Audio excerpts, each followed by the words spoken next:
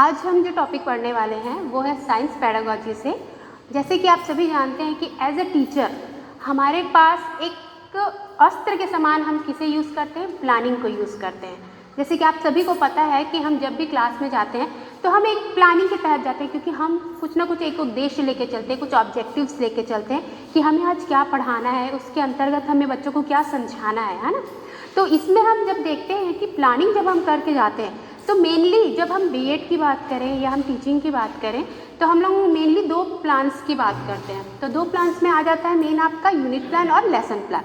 ठीक है, unit plan हम कब बनाते हैं कि यूनिट प्लान जब हमें किसी चैप्टर को डिवाइड करना होता है पर डे के अकॉर्डिंग कि उस चैप्टर को हम कितने दिनों में कंप्लीट कर सकते हैं, इसलिए हम किसका यूज़ करते हैं, यूनिट प्लान का बनाते हैं कि वो कितना ड्यूरेशन ले रहा है इस तरीके से। पर हम लेसन प्लान का कब यूज़ करते हैं, जब हमें पर डे बच्चों को पढ़ाना है, किस कंटेंट पे हमें चर्चा करनी है बच्चों के साथ, इसलिए हम किसे बनाते हैं, लेसन प्लान को बनाते हैं कि उसमें हम किस तरीके के एड्स का यूज़ करेंगे, किस तरीके के सामग्रियों का यूज़ करेंगे, किस तरीके के कंटेंट्स को हम बच्चों तक डिलीवर करेंगे, किस तरीके से हम डिलीवर करेंगे, इन सब चीज़ों का पूरा ब्यौरा किस में रहता है, हमारे लेसन प्लान में, जिसे हम नॉर्मली क्या कहते हैं, दैनिक शिक्षण योजना। तो मेनली आज जो हम डिस्कस करने वाले हैं पेडागोजी ऑफ साइंस से, तो वो आज हमारा टॉपिक है कि how to make daily lesson plan. आप एज अ साइंस टीचर किस तरीके से क्लास में जाके आप अपने कंटेंट को डिलीवर करेंगे और साइंस के कंटेंट को किस तरीके से डिलीवर किया जाता है। ठीक है, तो वो भी मैं आप लोगों को बताने वाली हूँ आज कि किस स्टेप बाय स्टेप आप आगे बढ़ते हुए बच्चों को उस साइंस के कंटेंट को डिलीवर करेंगे। तो जिसके लिए आज हम देखेंगे topic pollination and fertilisation. Okay, ठीक है, जैसे कि यहाँ पे आपको दिख रहा है कि डेली लेसन प्लान। तो डेली लेसन प्लान होता क्या है, लेसन प्लान मेनली क्या होता है कि हम क्या करते हैं, एडवांस में डिसाइड करते हैं कि हमें करना क्या है, किस तरीके से करेंगे, कौन करेगा, कब करेंगे, ये सब चीज़ें किस में होती है, प्लानिंग में होती है। और अगर हम डेली लेसन प्लान की बात करें तो आपको यहाँ पे शो हो रहा है जैसे कि daily lesson plan is a crucial, बहुत ही महत्वपूर्ण होता है फॉर इफेक्टिव टीचिंग। आप अपनी टीचिंग को इफेक्टिव बनाने के लिए किसका यूज़ करते हैं, डेली लेसन प्लान का यूज़ करते हैं, है ना। As it provides a road map, एक आपको रोड मैप वो प्रोवाइड करता है जिससे आपको समझ में आता है कि आपको किस तरीके से इसमें वर्क करना है। ठीक है, इसमें क्या होते हैं, रोड मैप किसके लिए होते हैं, इंस्ट्रक्शंस होते हैं उसमें। जैसे कि आप अभी मैं आपको आगे की स्लाइड्स में और अच्छे से समझाऊंगी कि हम किस किस इंस्ट्रक्शन को फॉलो करते हुए हम अपने लेसन प्लान को कंप्लीट करते हैं या लेसन प्लान के अनुरूप हम बच्चों को पढ़ाते हैं, है ना। It helps teacher align activities with learning objectives. जैसे कि मैंने स्टार्टिंग में ही आप लोगों को एक वर्ड यूज़ किया था, ऑब्जेक्टिव। ऑब्जेक्टिव के बेस में हम क्या करते हैं, अपने काम को स्टार्ट करते हैं, अपने टीचिंग को स्टार्ट करते हैं। जिस ऑब्जेक्टिव को लेकर हम टीचिंग कर रहे हैं वो हमारा ऑब्जेक्टिव फुलफिल हो रहा है या नहीं, यहाँ तक का पूरा ब्यौरा किस में रहता है, हमारे लेसन प्लान में रहता है ना। उसके बाद आ जाता है आपका टाइम मैनेज, क्योंकि देखिए हमारे पास जो आप जब भी आगे जाके इंटर्नशिप में जाते हैं तो इंटर्नशिप में आप क्या करते हैं, आपको क्लासेस मिलती हैं। क्लासेस क्या होती है, एक लिमिट टाइम की होती है, जैसे 40 मिनट की होती है। तो आपको उस 40 मिनट में अपने कंटेंट को, उस डे के कंटेंट को कंप्लीट करना होता है। ठीक है, तो लेसन प्लान हमको उस चीज़ के लिए हेल्प करता है और स्टूडेंट के नीड्स के अकॉर्डिंग हम किन कंटेंट्स को उसमें प्रोवाइड कर रहे हैं वो चीज़ें उसमें मैंशन रहती हैं। ठीक है, अब देखिए यहाँ पे जैसे हम स्टार्ट कर रहे हैं लेसन प्लान किस तरीके से बनाया जाता है, तो सबसे उसका इनिशियल पार्ट होता है डेली लेसन प्लान का। तो वहाँ पे क्या रहता है, हमारा एक सामान्य एक जानकारी जो जनरल हम इंफॉर्मेशन देते हैं, लाइक क्लास। तो मान लीजिए आप क्लास 9th का लेसन प्लान रेडी कर रहे हैं फॉर एग्जांपल, ये जस्ट एग्जांपल के लिए मैं आपको समझा रही हूँ, वो आपके क्लास के ऊपर डिपेंड करता है, क्लास 9th या 11th जो भी आप ले सकते हैं।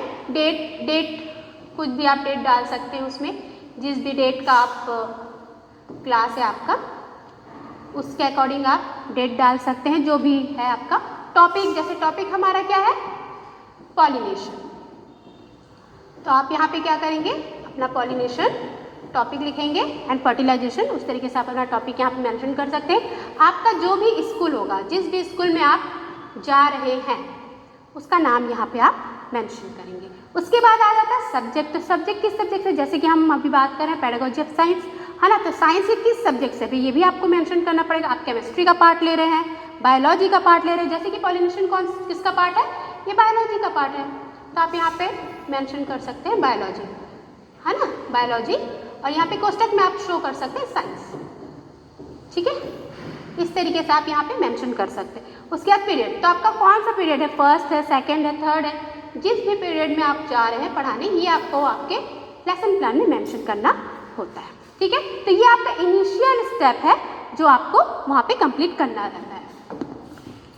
अब बात आती है कि किन स्टेप्स को हम कंप्लीट करते हुए आगे बढ़ते हैं, जिसे हमें, जैसे कि मैंने आपको एक डेफिनेशन में बताया था, this is a road map for instructions. Instruction का ये क्या होता है, एक रोड मैप होता है, एक हमें ये मैप प्रोवाइड करता है इंस्ट्रक्शंस के साथ कि किस तरीके से, किस स्टेप बाय स्टेप हमें आगे बढ़ना है।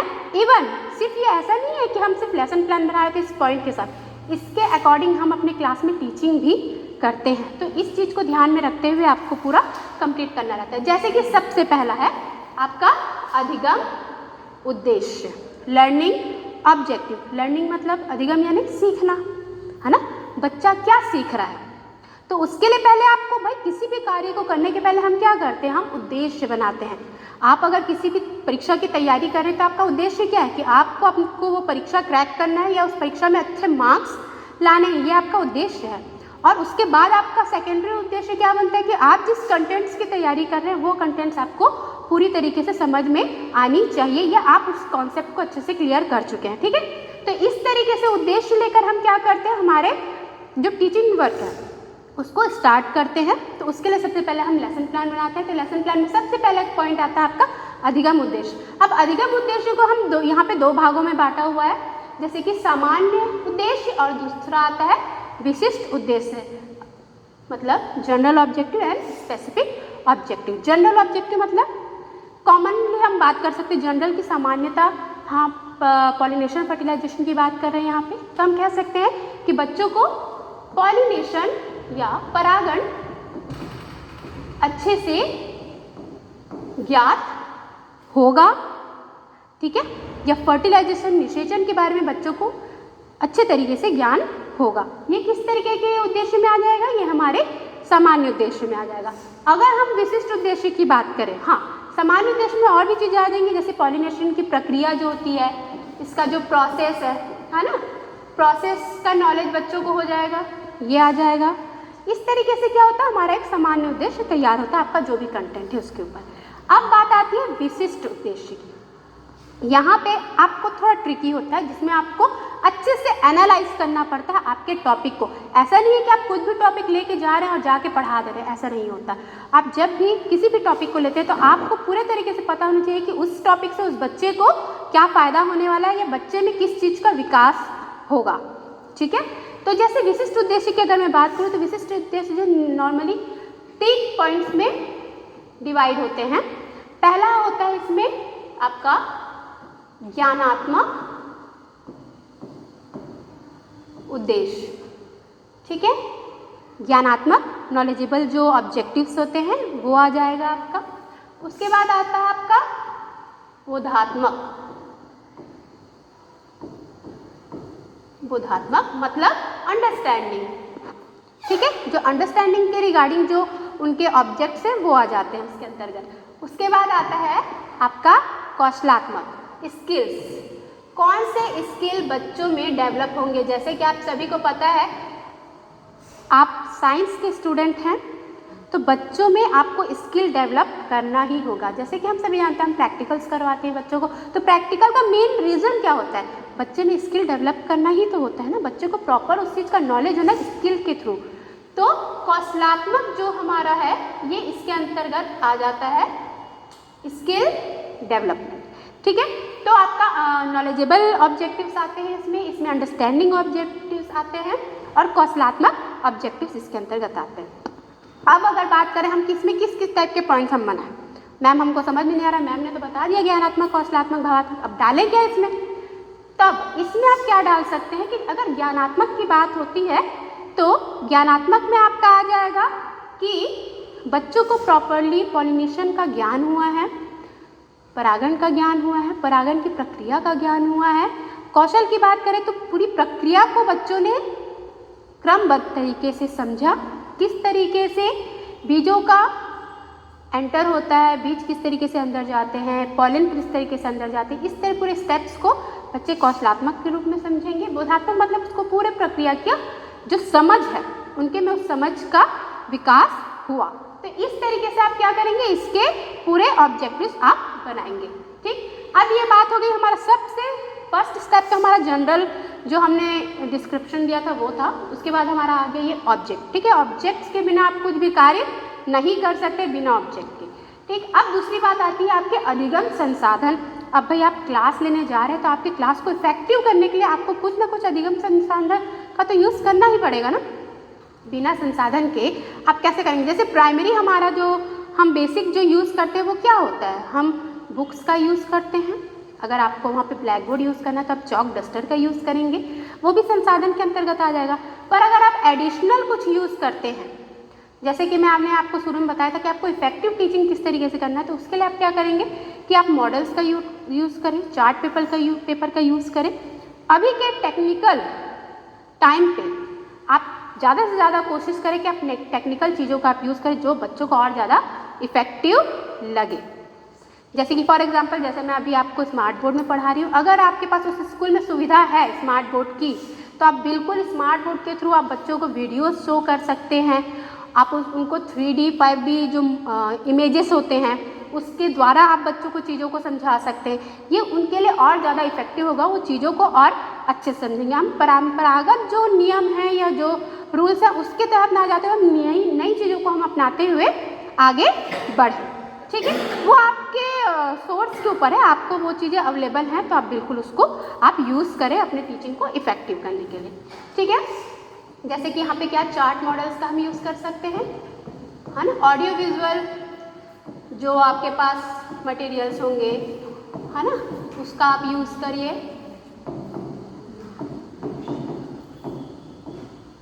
ठीक, ऑडियो विजुअल ऐड में आपके वीडियोस आ जाते हैं, इमेजेस आ जाएंगे और भी चीज़ें आ जाएंगी। आप डायरेक्ट गूगल के द्वारा भी कुछ वीडियोस आप निकाल के बच्चों को दिखा सकते हैं। बहुत सारी चीज़ें हैं जो आप करवा सकते हैं।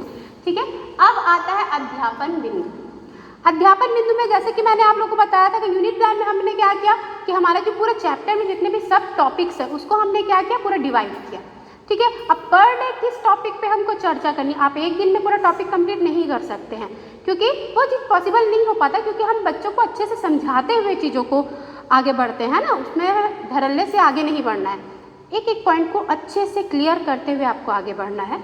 तो इसीलिए हम क्या करेंगे, जैसे फर्स्ट डे अब है, फर्स्ट डे हमको किस चीज़ में डिस्कस करना है, जैसे कि आज हम पॉलिनेशन जो है, पॉलिनेशन का स्टार्टिंग पॉइंट जो है, एक इंट्रोडक्शन बच्चों को समझाएंगे। ठीक है, इंट्रोडक्शन हमने समझा दिया और जो पॉलिनेशन का प्रोसेस होता है, मेन प्रोसेस, ठीक है, ये हम बच्चों को बताएंगे पॉलिनेशन के प्रोसेस को। और साथ ही हम फर्टिलाइजेशन जो एक नॉर्मल ओवरव्यू होता है वो हम बच्चों से डिस्कस करेंगे, जिससे हम नेक्स्ट डे बच्चों को उस ओवरव्यू को कनेक्ट करते हुए आगे की क्लास को बढ़ाएंगे। ठीक है, तो जैसे आज की क्लास में अध्यापन बिंदु ये रहेगा। उसके बाद पॉइंट आता है आपका पूर्व अनुभव पर चर्चा। जैसे कि आप लोगों को बार बार, जब से आप लोगों ने एडमिशन लिया है तब से आप लोगों को बार बार ये बताया जाता है कि जब भी आप क्लास जाएंगे आप पूर्व अनुभव पर चर्चा करते हुए ही अपनी क्लास को आरंभ करेंगे, क्योंकि यही एक पॉइंट होता है जो अगर किसी बच्चे को वो कंटेंट पता नहीं है तो उसके लिए वो फिर पूरा न्यू नहीं रह जाता है। अगर आप बच्चे से उसके प्रीवियस नॉलेज के तहत आप उससे डिस्कस करते हैं तो उसको लगता है कि हाँ मुझे पता है इस टॉपिक के बारे में, जिससे उसकी जिज्ञासा जो है, क्यूरियोसिटी जो है वो और ज़्यादा बढ़ जाती है इस चीज़ को समझने के लिए। अब पॉलिनेशन की अगर आप बात करेंगे तो पॉलिनेशन के लिए हम पूछ सकते हैं कि भाई सबके घरों में पेड़ पौधे होते हैं, भाई वो कैसे हो, छोटे थे किस तरीके से, वहाँ तो आपने बीज डाला नहीं तो वहाँ पे पेड़ कैसे आ गया, किसी न किसी तरीके से पॉलिनेशन के एक जो विधि होती है उसके द्वारा बहुत सारी चीज़ें होती है ना, तो उस तरीके से आप कनेक्ट करते हुए बच्चों को आप सिखाएंगे। और दूसरा एक और एग्जांपल आप ले सकते हैं, जैसे कि सभी के घर में फूल वाले पौधे तो होते ही हैं ना, तो फूल वाले पौधे में मैक्सिमम क्या होते हैं, भौरे हो गए या कीट पतंग होते हैं, वो आसपास तितलियाँ होती हैं, वो आसपास रहते हैं, तो वो सब क्या काम करते हैं, उनके द्वारा ही तो पॉलिनेशन होता है ना। तो आप इस चीज़ को अच्छे से समझा सकते हैं कि आपने देखा होगा वो क्या करते हैं, तो वो कौन सा काम करते हैं, वो पॉलिनेशन करते हैं। ठीक है, तो उस चीज़ को हम आगे समझेंगे। इस तरीके से आप क्या करेंगे, अपने कंटेंट को इंट्रोड्यूस कराएंगे बच्चों तक। ठीक, अब इसकी बात हो गई। अब आते हैं हम शिक्षण अधिगम प्रक्रिया की तरफ। तो अब यहाँ पे आता है मेन आपका जो कंटेंट है, उसे आप कैसे डिलीवर करेंगे स्टूडेंट तक। How can you effectively deliver this content. ठीक है, तो इस कंटेंट को हम किस तरीके से डिलीवर करेंगे, तो अब इसको हम थोड़ा सा आगे समझेंगे कि किस तरीके से आप एक साइंस के कंटेंट को डिलीवर कर सकते हैं। मैं आपको कुछ स्टेप्स के बारे में बताऊंगी जिससे कि हो सकता है वो आपको इफेक्टिव लगे और आप उसका यूज़ करें तो आपकी क्लासेस इफेक्टिव हो सकती हैं। ठीक है, ठीक, जैसे कि मैं स्टार्ट करी पॉलिनेशन। तो pollination is the journey of pollen to plant. ठीक है, एक छोटे से पॉलन से किस तरीके से प्लांट बनता है।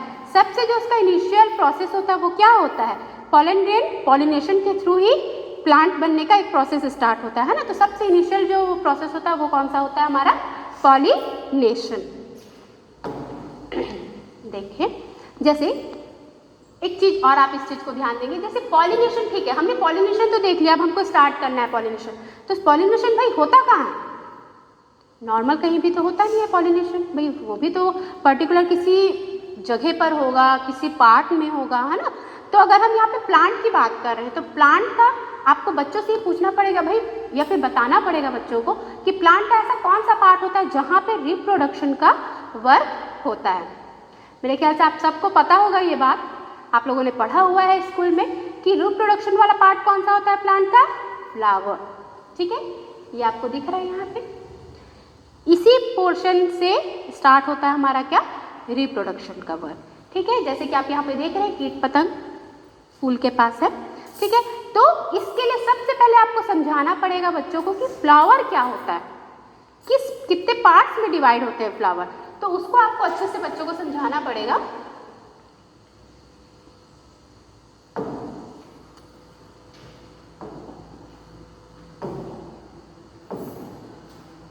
इसके लिए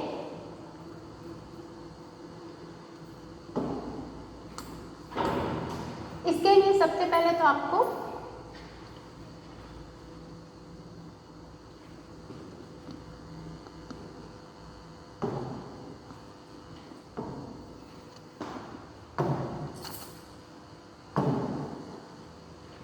इसके पहले आपको क्लियरली बच्चों को समझाना पड़ेगा कि फ्लावर है क्या, कौन सा पार्ट है रिप्रोडक्शन का और उसके कितने पार्ट होते हैं। तो ये आपको क्लियरली बच्चों को समझाना पड़ेगा। तो ये आप कैसे कर सकते हैं, या तो आप डायग्राम शो कर दीजिए फ्लावर का, ओरिजिनल आप फ्लावर का मटेरियल यूज़ कर सकते हैं, रियल ऑब्जेक्ट का यूज़ कर सकते हैं, या फिर आप फ्लावर का डायग्राम का यूज़ कर सकते हैं।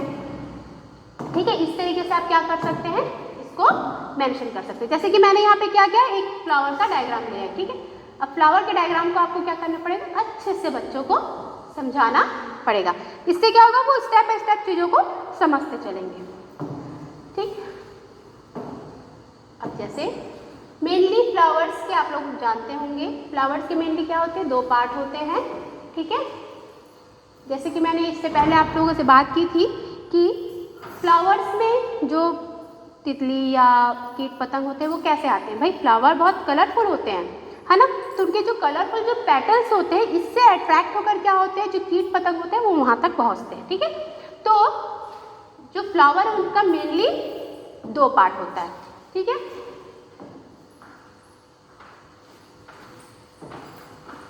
मेनली फ्लावर्स के दो पार्ट होते हैं। तो जो पहला पार्ट होता है वो होता है एक्सेसरी पार्ट, और सेकंड पार्ट जो होता है वो होता है रिप्रोडक्टिव पार्ट। ठीक है, ये दो पार्ट से मिलकर क्या होता है, फ्लावर का एक स्ट्रक्चर बनता है। तो पहले हम एक्सेसरी पार्ट की बात कर लेते हैं। तो एक्सेसरी पार्ट में कौन कौन से पार्ट आते हैं आपके,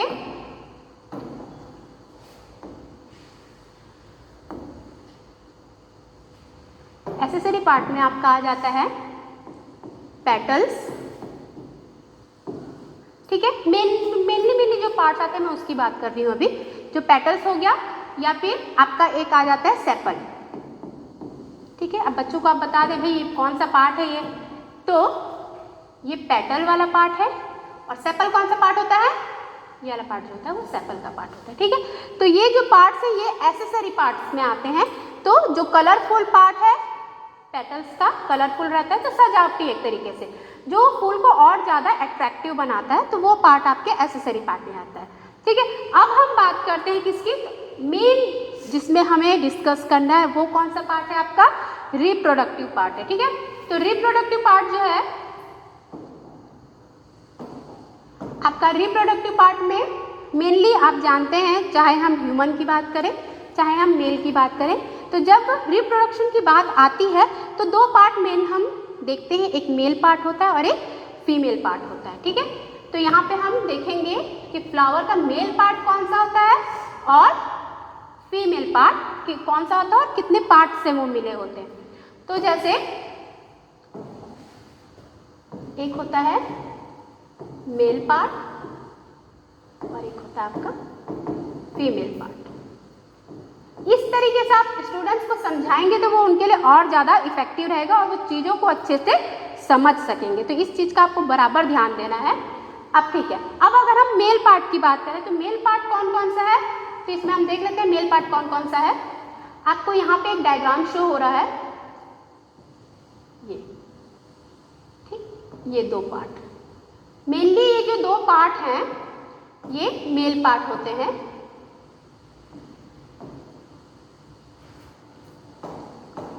ठीक। तो ये जो पार्ट है जो लोब के शेप का है तो ये कहलाता है एंथर। यही एक पार्ट है जिसके अंदर पॉलन ग्रेन्स बनते हैं, ठीक है, और बाद में वो क्या होते हैं, डिस्चार्ज होते हैं, ठीक। उसके बाद ये वाला जो पार्ट होता है ये एंथर का ही पार्ट होता है साथ का, तो ये इसे कहते हैं फिलामेंट, ठीक। तो मेल पार्ट के दो पार्ट हो गए, एंथर एंड फिलामेंट, ठीक। अब हम डिस्कस करते हैं किसके बारे में, फीमेल पार्ट। तो फीमेल पार्ट भाई कौन सा होता है, तो आपको जो ये यहाँ पे स्ट्रक्चर दिख रहा है, यहाँ पे ये पूरा जो एक स्ट्रक्चर दिख रहा है, एक सुराही टाइप का एक स्ट्रक्चर दिख रहा है, तो ये जो पार्ट होता है ये फीमेल का पार्ट होता है। तो फीमेल के पार्ट में कौन कौन सा पार्ट आता है,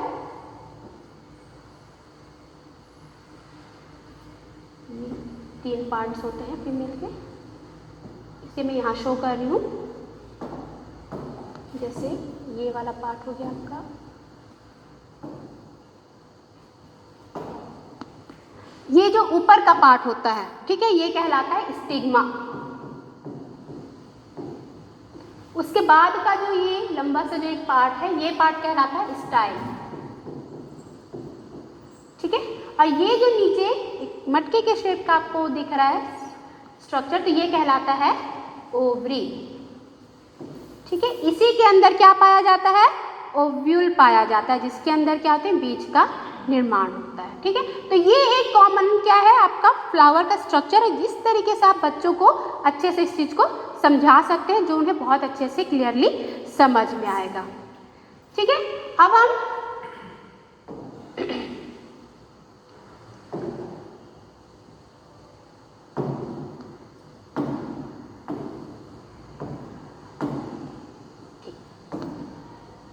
अब यहाँ पे आप डिस्कस करेंगे, फ्लावर आपने समझा दिया। अब फ्लावर के बाद आप डिस्कस करेंगे भाई पॉलिनेशन हो रहा है, पॉलिनेशन कैसे हो रहा है, तो pollination is the process of transferring pollen, ठीक है, transferring pollen from the male part of a flower. Male part flower का कौन सा होता है, which part is male part, it's called anther, है ना। उसके बाद आता है कहाँ जाएगा, to the female part of flower. तो फीमेल पार्ट कौन सा, हमने जैसे उसमें देखा था फ्लावर में, तो कौन सा पार्ट होता है, स्टिग्मा का होता है फीमेल पार्ट, है ना, which is very essential for plants for reproduction and seed production, ठीक है। तो मेनली क्या होता है, पॉलिनेशन क्या होता है, मेल पार्ट से फीमेल पार्ट में जो पॉलन ग्रेन है उसका जो ट्रांसफर होता है उस प्रोसेस को क्या कहा जाता है, पॉलिनेशन कहा जाता है। और सबसे ज़्यादा ये क्या होता है, बहुत ज़्यादा एसेंशियल होता है, बहुत ज़्यादा ज़रूरत की चीज़ होती है, ये एक प्रोसेस होता है, किस लिए, प्लांट के रिप्रोडक्शन के लिए। वहीं से रिप्रोडक्शन का एक सबसे पहला पार्ट है वो, और जो बीज बनेगा, बीज का प्रोडक्शन होगा, उसके लिए ही होता है। ठीक है, अब देखिए यहाँ पे और भी है, जैसे this transfer can occur with in the same flower. ठीक है, अब देखिए इसके भी दो पार्ट होते हैं पॉलिनेशन के। ठीक है, तो इसको भी आप अच्छे से समझा सकते हैं बच्चों को।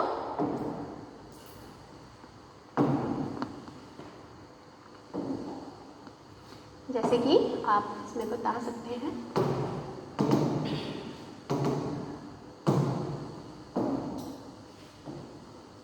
इसके लिए भी अच्छे से आप डायग्राम, आपका अगर डायग्राम स्किल अच्छा होगा तो आप ब्लैक बोर्ड में बिल्कुल आप डायग्राम्स बना के बच्चों को बताएं, और नहीं भी है तो आप मॉडल्स या चार्ट के थ्रू या फिर आप अच्छे से विजुअली बच्चों को इस चीज़ को समझाएं।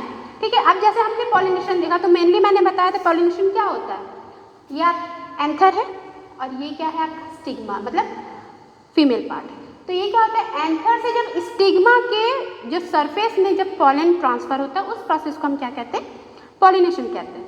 अब यहाँ पे बात आ रही है पॉलिनेशन होती कितने प्रकार की। तो पॉलिनेशन जो है मेनली दो प्रकार का होता है। ठीक है, दो प्रकार का क्या होता है आपका पॉलिनेशन होता है, तो आप इसको मेंशन करें। पहला होता है सेल्फ पॉलिनेशन और दूसरा होता है आपका क्रॉस पॉलिनेशन। ठीक है, अब यहाँ पे आप समझिए कि क्रॉस पॉलिनेशन और सेल्फ पॉलिनेशन कौन सा होता है।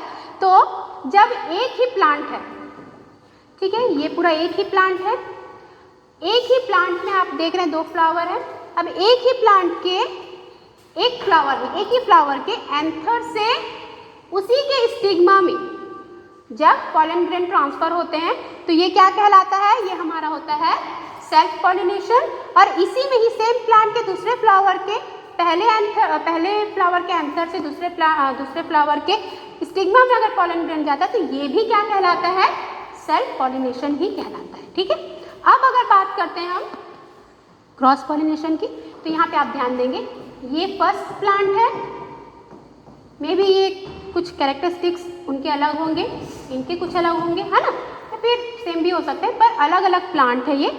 पर प्लांट में क्या हो रहा है, एक प्लांट से जब दूसरे प्लांट के स्टिग्मा में पॉलन ग्रेन ट्रांसफर हो रहे हैं तो उसे हम क्या कहेंगे, क्रॉस पॉलिनेशन। तो इस तरीके से और अच्छे से आप बच्चों को उस चीज़ को पॉलिनेशन के साथ साथ उसके टाइप को भी ईजिली बच्चों को समझा सकेंगे, जो उनको बहुत अच्छे से समझ में आएगा। ठीक, अब हम थोड़ा आगे बढ़ते हैं। यहाँ हो गया पॉलिनेशन। ठीक है, पॉलिनेशन के पहले आप और अच्छे से समझाने के लिए बच्चों को एक वीडियो शो कर सकते हैं, जैसे कि मैं आप लोगों को वीडियो शो करने जा रही हूँ। इसमें आप चीज़ों को बहुत अच्छे से समझा सकेंगे। जैसे आपको यहाँ पे शो हो रहा है, दो फ्लावर है, ठीक है, दो फ्लावर में क्या हुआ, एक एंथर यहाँ से कहा गया दूसरे फ्लावर के स्टिग्मा में, ये क्या हुआ, ट्रांसफर हुआ। तो इस प्रोसेस को हमने क्या कहा, पॉलिनेशन कहा। अब देखिए यहाँ पे, जैसे यहाँ पे क्या हुआ, स्टिग्मा सरफेस में आया और उसने क्या किया, पॉलन ट्यूब का निर्माण किया, तो इसे हम क्या कहेंगे, पॉलन ट्यूब। ठीक है, पॉलन ट्यूब बन के वो कहाँ जा रहा है, ओवरी में जा रहा है। ओवरी में जाने के बाद वो क्या कर रहा है, जो ओव्यूल है वहाँ पे जाके ये क्या कर रहा है, एंटर कर रहा है ओव्यूल के वॉल में। ठीक है, ओव्यूल में के वॉल में एंटर करके ये क्या कर रहा है, अंदर जाके ये क्या करेगा, फर्टिलाइजेशन करेगा। देखिए यहाँ पे क्या हो रहा है, फर्टिलाइजेशन हो रहा है। इस प्रोसेस को हम क्या कहते हैं, फर्टिलाइजेशन कहते हैं। और इसी प्रोसेस के द्वारा जिसका निर्माण होता है उसे हम कहते हैं जायगोट।